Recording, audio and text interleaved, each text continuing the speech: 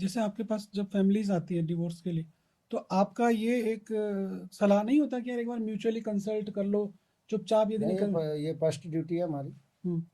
Rule 7 जो है, section 7 जो है फैमिली कोर्ट एक्ट का, कोर्ट के ऊपर भी एम्बार्गो है और वकील के ऊपर भी एम्बार्गो है कि आते ही पहले वो कंसिलेशन करेंगे।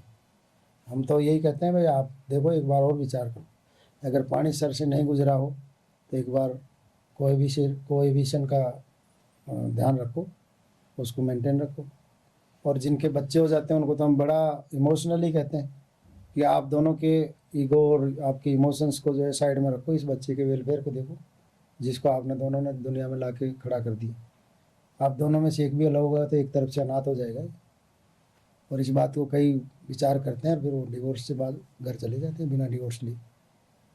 बच्चे के खातिर हम जिनके बच्चे हो जाते हैं उनमें तो हम कोशिश यही करते हैं, जज भी करते हैं, जजेस भी जो फैमिली कोर्ट में एक्ट में दिया हुआ है कि प्रोसीड फर्दर करें। डिवोर्स पिटीशन आने के बाद प्रोसीड फर्दर करने से पहले ये जज साहब की ड्यूटी होती है कि वो दोनों को पहले कंसिलेशन करेगा, चैम्बर में, खुद के चैम्बर में बैठा के उनको समझाएगा। समझा इसके लिए तारीख दी जाती है, फर्स्ट डेट समझा इसके लिए होती है।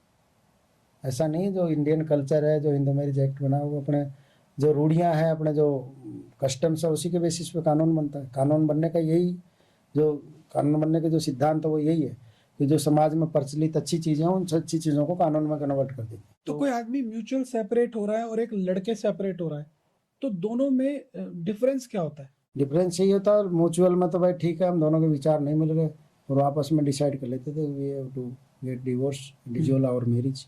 वो लगा देते हैं एप्लीकेशन, कंसेंट से दोनों जाके पेश करते हैं, आफ्टर 6 मंथ उनको डिग्री मिल जाती है। तो एक आदमी शादी करने के कितने दिन बाद सेपरेट हो सकता है? 6 मंथ, 6 मंथ तक तो कोई एप्लीकेशन नहीं लगी। 6 मंथ क्या, वन ईयर का है।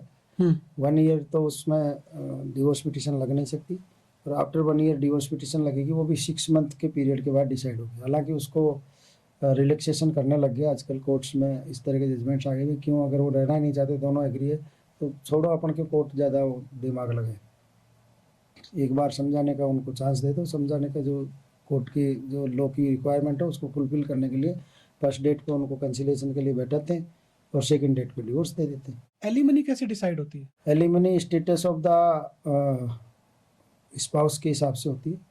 अगर कोई डॉक्टर इंजीनियर है तो उस हिसाब से होती है, कोई मजदूर है तो मजदूर के हिसाब से होती है। क्योंकि अभी रिसेंटली कोर्ट में केस था जिसमें जो फीमेल थी वो 6 लाख रुपए महीना मांग रही थी, तो कोर्ट ने कहा 1.5 लाख रुपए इज मोर देन इनफ। और ये एक फेमस क्रिकेटर। नहीं नहीं, वो देखो ऐसा है, इसमें जो कोर्ट में जैसे जैसे मुकदमे आते हैं ना, डिफरेंस मुकदमे में डिफरेंस चीज़ें तो होती है, उसमें स्टेटस के हिसाब से पहले में नहीं थे होती कि आपका जैसा स्टेटस है उसी स्टेटस से के हिसाब से आपकी वाइफ रहनी चाहिए। तो जैसे आप जिस क्रिकेटर की बात कर रहे हो उस क्रिकेटर की हैसियत तो उसका स्टेटस तो 6 लाख रुपए मैंने कहा हो सकता है, क्या दिक्कत है।